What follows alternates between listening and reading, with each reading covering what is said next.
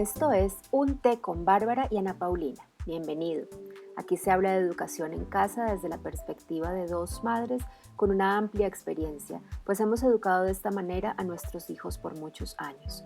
Esta es nuestra cuarta temporada y, al igual que la anterior, la dedicaremos a entrevistar jóvenes y adultos que fueron educados en casa para dar a conocer sus historias de vida después del homeschooling. Así que sírvete un té o un café y acompáñanos. Hola, bienvenidos al episodio de esta semana del podcast Un té con Bárbara y Ana Paulina. Hoy nos está acompañando Martín Buenahora, así que bienvenido Martín y bienvenida Bárbara. Muchas gracias, Ana. Bienvenido, Martín. Adelante. Bueno, Martín, casi siempre empezamos pidiéndole a nuestro invitado que cuente cómo fue su experiencia con el homeschooling, básicamente como cómo llegaron a esta decisión en familia, si hubo colegio, cómo fue el paso de colegio, de educación en casa, cómo lo viviste, un poco como que nos cuentes cómo fue esa época de tu vida. Ok. Pues digamos, en mi caso y en el de mi hermana, pues nosotros estuvimos antes en el colegio, antes pues de hacer homeschool. Yo alcancé a terminar la primaria, digamos como que no fue tampoco una transición como tenía como unos 10 años, pero pues no empecé tan chiquito. Un poco la decisión vino fue por cuenta pues de que mis papás no estaban muy contentos con cómo el colegio estaba como manejando ciertas cosas y eso.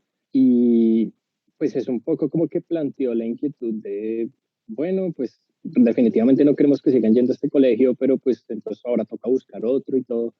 Y pues como que volvió a surgir una propuesta que según entiendo como que ya había salido pues cuando yo estaba muy chiquito y era pues la posibilidad de hacer homeschool, pero en ese momento no había comunidad ni nada, entonces pues esta vez que volvió a surgir la oportunidad se pusieron a investigar y todo, ya estaba la red en familia funcionando, entonces pues como que se podía ver cómo era un poco la cosa y como consultar con más familias, y a raíz de eso mis papás tomaron la decisión de hacer el experimento, pues nos preguntaron qué pensábamos, más como opinión que pidiendo permiso. A mi hermana y a mí nos encantó la idea. Y sí, apenas terminó el año escolar empezamos. Fue un cambio grande, sobre todo que la filosofía como a la que se adquirieron un poco mis papás era como más libre, por ponerlo de alguna manera, como que nunca nos pusieron una estructura de, bueno, este es su horario, estas son las materias que tienen que ver o estos son los temas que tienen que estudiar. Realmente como el periodo de transición, que fue como el primer año, siento yo que tuvo solo una lección, bueno, seguramente muchas, pero una principal que fue como no va a haber nadie encima de nosotros como organizándonos nuestra vida, ni diciéndonos qué hacer, ni planeando horarios, ni temas, ni nada, sino que nosotros mismos tenemos que sernos responsables de eso, pues, de nuestro crecimiento personal en última instancia. Y pues la herramienta principal para aprender esa lección fue el aburrimiento. Pues digamos que es como el desarrollo más natural, por cuenta de que como a uno que está acostumbrado a que le den instrucciones, pues lo dejan sin instrucciones, naturalmente uno no hace nada, pero eso es muy aburrido. Y digamos que con el tiempo uno empieza a entender que efectivamente, pues si no me resuelvo yo como qué hacer con mi tiempo y a qué cosas dedicarme, pues me fregué. Entonces, sí, pues ya después de eso como que empezó a tomar más ritmo la cosa, pero el periodo de transición como que siento que se puede sintetizar bastante bien de esa manera. Es espectacular lo que nos estás compartiendo, Martín, porque de todos los muchachos que hemos entrevistado y que fueron desescolarizados en un determinado momento, la tuya es la única familia que empezó por la desestructura. Usualmente tenemos una historia muy similar en quienes fueron desescolarizados, que es los papás tratando de poner horarios, traer currículum, tratar como de tener el tiempo lo más organizado posible y poco a poco darse cuenta de la sabiduría que hay en dejar que las cosas fluyan. Ustedes empezaron por el camino al revés. Es muy, muy interesante oírte contar eso y darte cuenta, lo que acabas de decir al final, es que, digamos que pasado ese año de transición que fue difícil y todo el aburrimiento, que siempre es tan buen aliado del aprendizaje, dices que empezaron las cosas a marchar. Supongo que eso no quiere decir que tus papás empezaron a estructurar las cosas, sino que ustedes encontraron un camino que les acomodó. ¿Cómo fue ese entonces la siguiente etapa? Bueno, siento que aquí sí ya me toca como empezar a centrarme más a mi caso particular. El caso de mi hermana es bastante parecido, pero creo que no puedo hablar como por ella. No tengo ni el conocimiento ni la capacidad, pero En mi caso, pues como al principio a mi papá le salió un trabajo en La Vega de carpintería y yo me fui como a acompañarlo y a trabajar con él. Entonces, pues sí, estuve un tiempo allá como ayudándolo en sus labores y eso. Bueno, en ese periodo como que fue un poco más ordenado, pero es por cuenta de que el trabajo mismo impone un cierto orden y unas ciertas cosas que hay que hacer.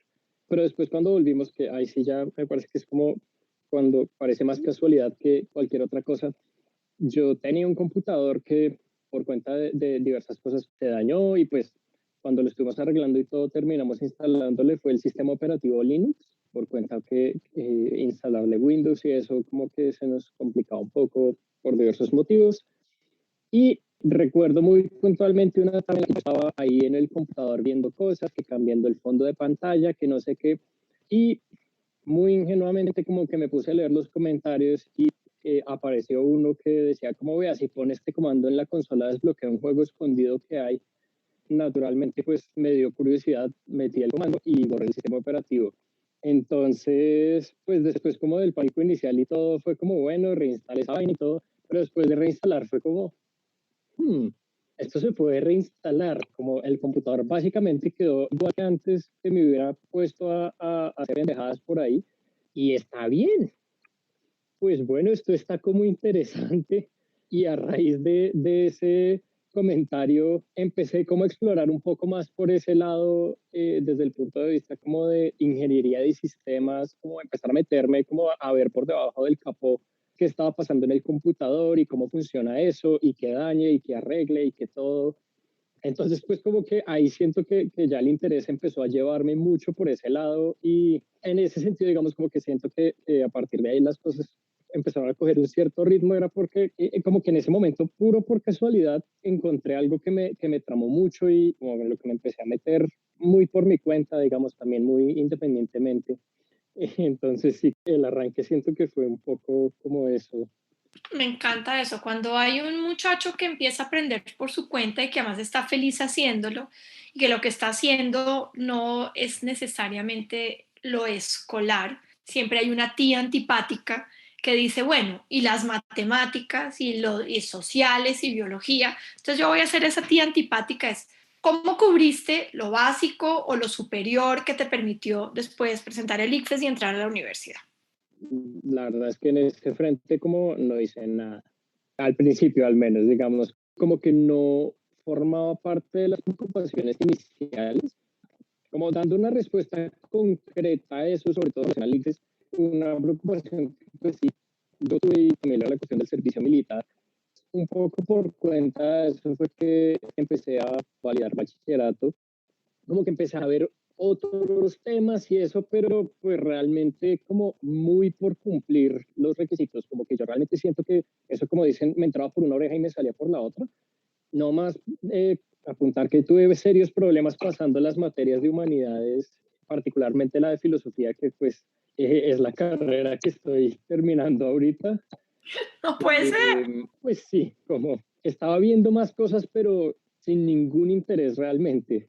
Pero pues digamos, desde un punto de vista pragmático fue muy útil, no lo puedo negar, y me sentí un montón para el ICFES y todo.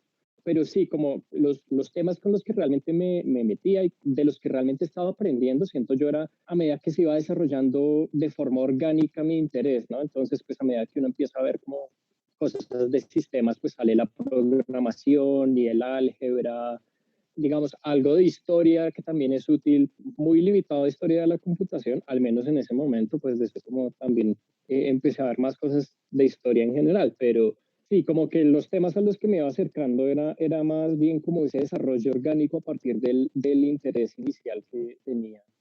Súper, súper. ¿Confirmas lo que siempre decimos? Pues que realmente el aprendizaje que sientes que fue real fue el que iba saliendo de manera orgánica. Tú empezaste a validar bachillerato, empezaste a hacer validación año a año con algún colegio o alguna institución. Sí, la validación que yo hice sí fue más como de a poquitos, que fue con un instituto en Bogotá que básicamente dejaba simplemente uno ir allá a presentar el examen, pues como que le daban a uno una cartilla y uno como que medio veía los temas, iba, presentaba el examen y listo, tome su papel, ya pasó sexto, séptimo, pues realmente pues lo escogimos sobre todo por esa flexibilidad que nos daba, que es como, bueno, pues estudio un rato por las mañanas y por la tarde sí me dedico como a las cosas que sí me llaman la atención. Entonces, pues sí, como que la validación, como sobre todo, fue pensada para que el estudio no perjudicara el aprendizaje. Exactamente. Sí, que el estudio no impida el aprendizaje es una frase que podía ser la frase de cambiarle el título a nuestro podcast. Está realmente bien condensada. Y entonces, con este instituto hiciste la validación de todos los cursos hasta 10º, supongo, como se puede hacer, y 11 también. ¿Te graduaste de bachiller con ese instituto o tuviste que hacer la validación de 11 por otro lado? No, yo alcancé a hacer el bachillerato completo con ellos. Incluso yo me quería graduar por ventanilla, pero no me dejaron. Yo no estaba para nada contento ahí con los mariachis, además tocándome al lado, con un montón de gente que no conocía, pero pues digamos como que el proceso fue completo, muy para mi pesar, incluyendo esa ceremonia. Entonces pues sí, como que por ese lado la verdad me parece que nos resultó relativamente fácil Sí, creo que es de las familias que comenzó y terminó, digamos, el proceso en este tipo de institución, que es algo que acaba facilitando bastante ese proceso, pues, de cumplir, digamos, con lo básico. ¿En qué momento llegaste a la filosofía, Martín, después de todo lo que nos has contado? Porque además todos creíamos que lo tuyo eran los sistemas, claramente, además nos has contado que por ahí arrancaste, que ese fue el interés que te despertó, pues ya como el aprendizaje por tu cuenta. Para mí también fue una sorpresa cuando supe que habías entrado a estudiar filosofía y yo también quiero escuchar la historia. La verdad es que sí, yo tuve inclinaciones muy, muy fuertes por la ingeniería. Pues, empecé con sistemas, después me empecé a meter más con programación, después con electrónica, impresión 3D, o sea, como que tenía como proyección de ingeniero ñoño, pero muy comprometido. Pero yo siento que a la par con eso empezaron a desarrollarse otro par de inquietudes. Una, curiosamente, también como por casualidad, que fue que empezamos a jugar Calabozos y Dragones con mi grupo de amigos, explicando un poquito, aunque bueno, la verdad es que ahora el juego es como bastante popular, entonces no sé qué tan necesario sea, pero por si acaso, el juego básicamente es un sistema de reglas que ayudan a contar una historia en grupo. Entonces, uno crea un personaje que es como muy similar, por ejemplo, como a lo que sería un personaje de una obra de teatro, y la idea es que cada persona pues como que maneje a ese personaje y diga como, bueno, va a hacer esto, dice esto otro, y el jugador restante, que sería el que toma el papel del Dungeon Master, ese se encarga de ser como el director de la obra, no en el sentido de decirle a los demás qué hacer, porque cada uno controla su personaje y como que es libre de hacer lo que quiera, sino de controlar el clima, los extras, los mapas, dónde están y eso. Digamos, como que tiene que encargarse de que el mundo funcione para que los personajes de los demás jugadores se encuentren con distintas escenas y esas cosas. Entonces, nosotros empezamos a jugar y como yo era el que tenía los manuales y el único que estaba dispuesto a leerlos, yo tomé el papel del Dungeon Master y un poco a raíz de ese ejercicio y de todo eso, como que me empezaron a picar mucho como este lado humanístico de la literatura, de la historia, como, bueno, pues sí, yo quiero plantear que entran a esta taberna medieval, pero entonces, ¿cómo eran las tabernas medievales? ¿Cómo funcionaban realmente las armas y esas cosas? Entonces, como a raíz de eso empecé a interesarme bastante, pues por un lado como el contexto histórico y todo eso, y por el otro, pues ya desde un punto de vista más, no sé si humano, pero como, bueno, cómo era ser un medieval, cómo pensaba esta gente y todo. Esto además era solo a nivel de hobby, ¿no? Yo era como 6 horas diarias sin ingeniería y por las noches les practico a eso otro, pero pues como que me empezó a tramar y empezó como a tomar cada vez más de mi tiempo. Y después lo otro que pasó fue que un poquito más personal, pero como mi conversión al catolicismo también vino como cercano a ese, a raíz de un libro además que vi, más casualidades, en la Panamericana, que me llamó la atención porque el libro se llama Cartas a un escéptico en materia de religión, y no tengo ni idea por qué la editorial decidió ponerle en la portada a los padres del mismo. Entonces me pareció muy gracioso como el contraste entre las dos cosas y conseguí el libro y empecé a leer. Y pues me empezó a interesar un poco el tema de la religión y de los argumentos de si sí, de si no y todo. Y siento que ahí ese interés humanístico que había arrancado por cuenta del otro juego como que empezó a tomar mucha más estructura, empezó a tomar más forma a raíz de esos estudios que surgían como de una cierta inclinación espiritual, por ponerlo de alguna forma. Entonces, a raíz de profundizar más, fue como, no, yo realmente quiero ponerme a estudiar filosofía en serio, sobre todo un poco cuando ya estaba llegando un poco a la edad en la que uno se supone que tiene que tomar esa decisión. Me encanta la ingeniería. Cuando las cosas no funcionan, le ayudan a uno a saber por qué. Había sido mi experiencia aprendiendo sobre ingeniería por mi cuenta. Como, bueno, tarde o temprano encuentro más o menos como por dónde fue que la embarré. Pero en filosofía, si realmente quería seguir aprendiendo, sería que era muy necesario como tener a alguien diciéndome, no sea bruto, así no es, o muy bien, siga así, o por lo cual la universidad se planteó como una herramienta pues necesaria para seguir avanzando por ese lado, por lo cual pues, finalmente decidí fue quizá darle prioridad a esa inclinación, cosa de la que no me arrepiento. He tenido que hacer un par de páginas web después de arrancar la carrera y ha sido una experiencia bastante traumática. Han salido bien las páginas, pero no ha sido muy agradable el proceso. Es una belleza esa historia, realmente, de la manera como el cuerpo del conocimiento se va creando de manera orgánica. Tú lo dijiste en una frase que vale la pena también como remarcar de manera particular, ¿no? Como todo el conocimiento que has ido adquiriendo desde tu infancia, o por lo menos desde que empezaron ustedes esta aventura del homeschooling, ha hecho que el cuerpo, el conocimiento crezca de manera orgánica. Me parece que eso es muy interesante, y la manera como un juego, yo me acuerdo de Juan Pablo, pues ustedes eran compañeros de juego, de Juan Pablo explicándome toda esa historia, y la manera como tú te habías metido tan de cabeza y de repente dar un brinco hacia la filosofía un poquito de la nada, ¿no? No. Dijiste una cosa que me llama a mí la atención también, y la hemos compartido un par de veces en estos ciclos de podcast, es que muchas veces se elige la carrera simplemente cuando llega el momento, y el interés que está primando en ese momento acaba siendo, Juan Pablo lo dice de manera muy clara, ¿por qué historia?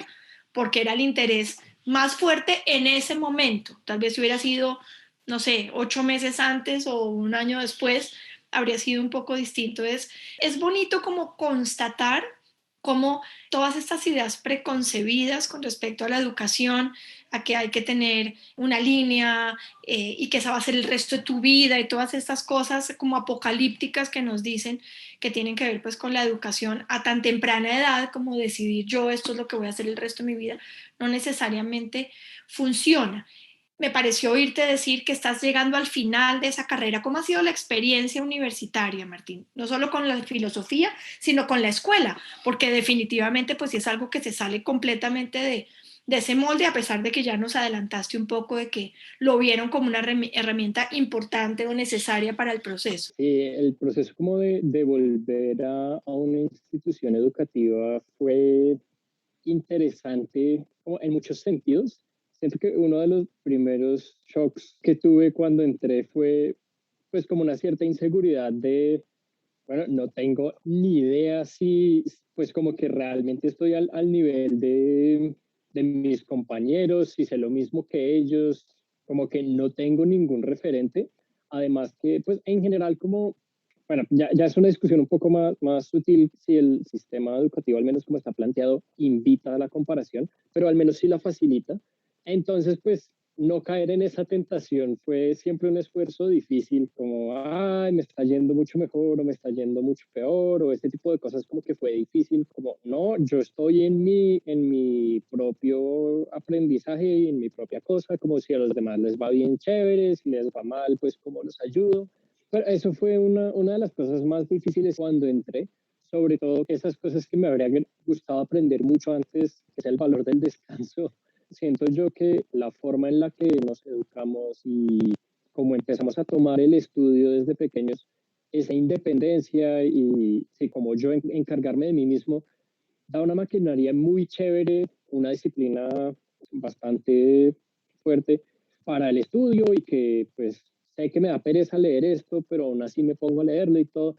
El problema es que también como que facilita que a uno se le vaya la mano con esas cosas y uno se queme y no le saque ratos al descanso, sobre todo pues si uno no está seguro de, pucha, ¿será que soy más bruto que los demás o si sé menos o qué? Como que siento que esa puede ser una combinación peligrosa y me costó harto tiempo dentro de la carrera aprender a tomármela con más calma, aprender a buscar pues más espacios de ocio conmigo mismo y con mis compañeros, pero más allá de eso, la verdad, fue una experiencia muy chévere poderme encontrar con frecuencia con gente que compartía mis preocupaciones y mis intereses y eso, que pues aquí en la casa lo escuchan a uno y chévere y todo, pero es distinto uno hablar como con gente que esté encarretada con las mismas cosas y eso, ¿no? Pues por ese lado también fue una experiencia muy chévere, muy bonita. Siento que pues he aprendido un montón de tanto mis profesores como de mis compañeros. Sí, realmente ha sido una cosa muy enriquecedora en todo sentido.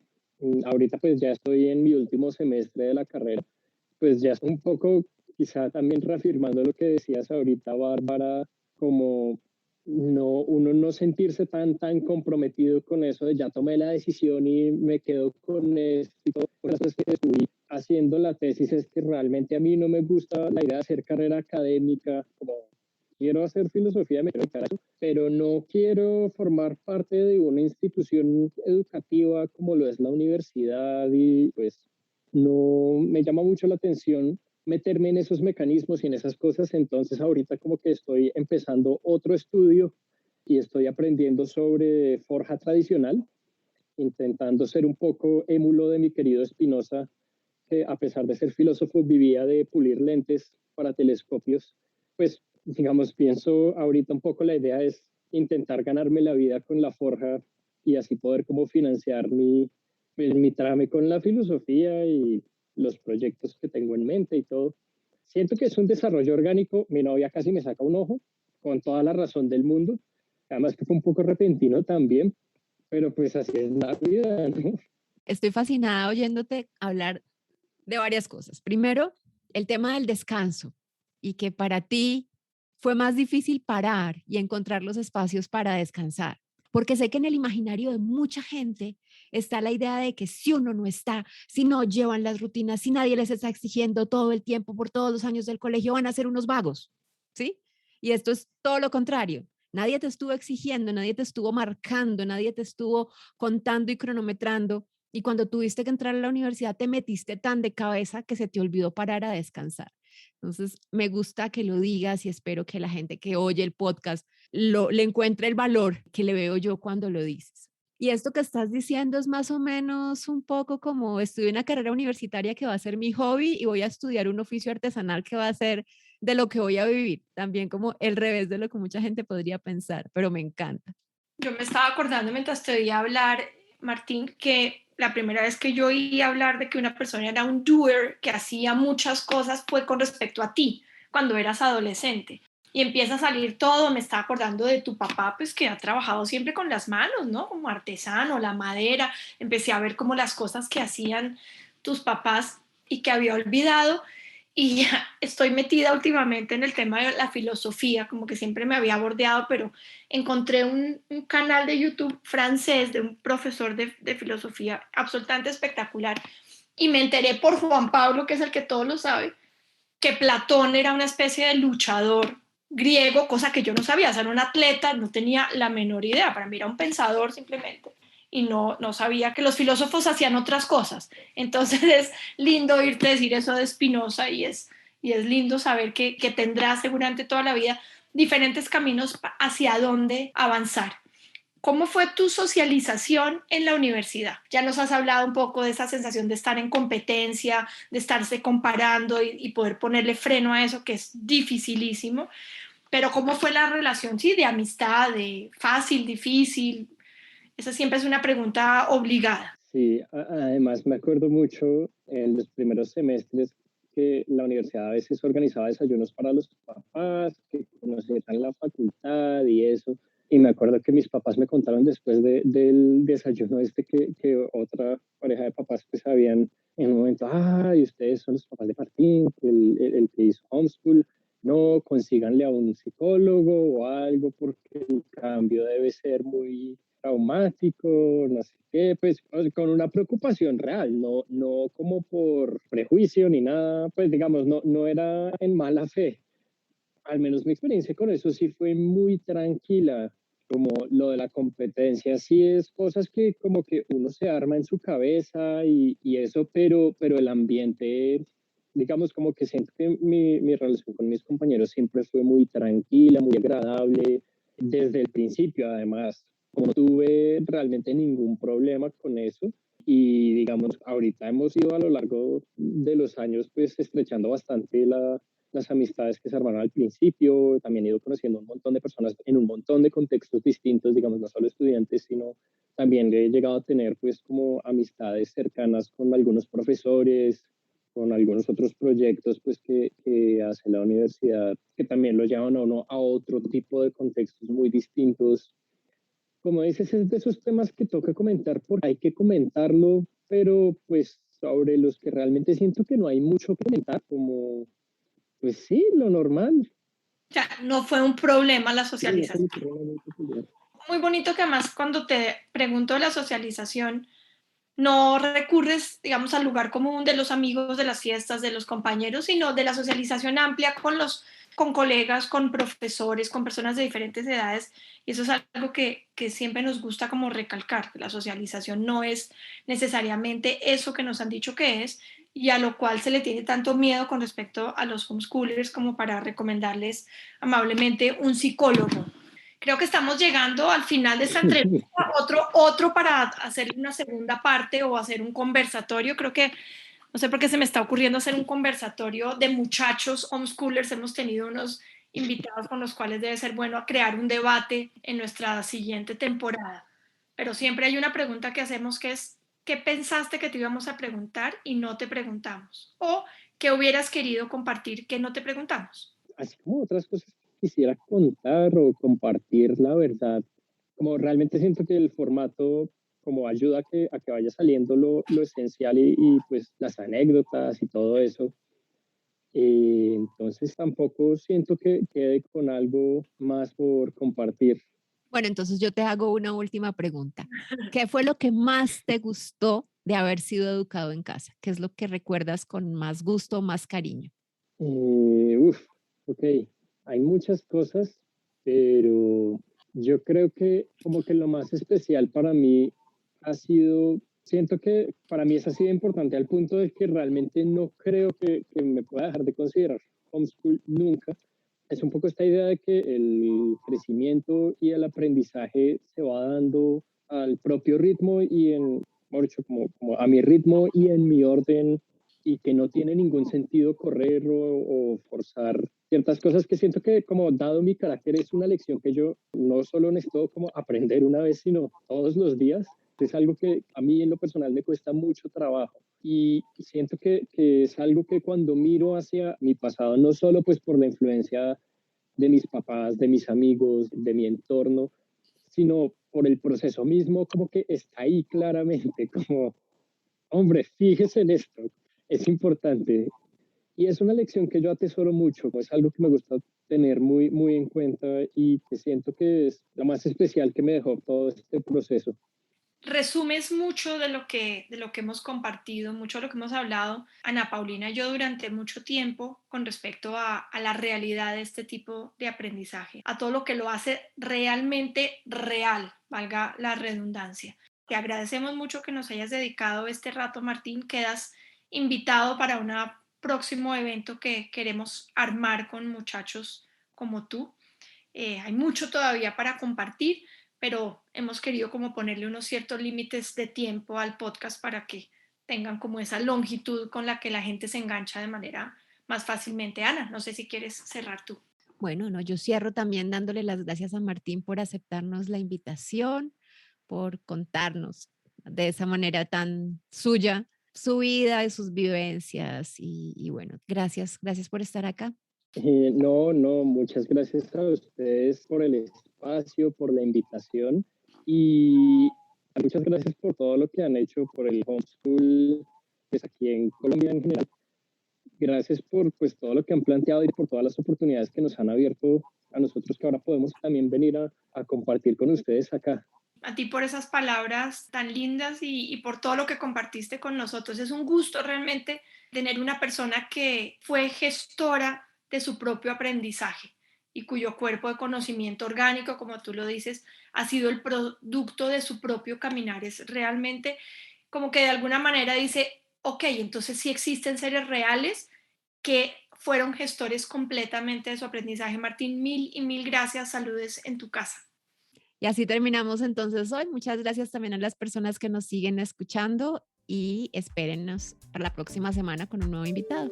Detrás de cada capítulo hay muchas horas de trabajo en edición y grabación, gracias a las cuales puedes escucharnos cada semana. Si quieres apoyar este trabajo para que sea posible continuarlo, puedes hacerlo a través de la plataforma Buy Me a Coffee, por medio de la cual haces un aporte equivalente a comprarnos un café. Puedes encontrar el enlace en la descripción del episodio y también en la descripción de nuestro programa.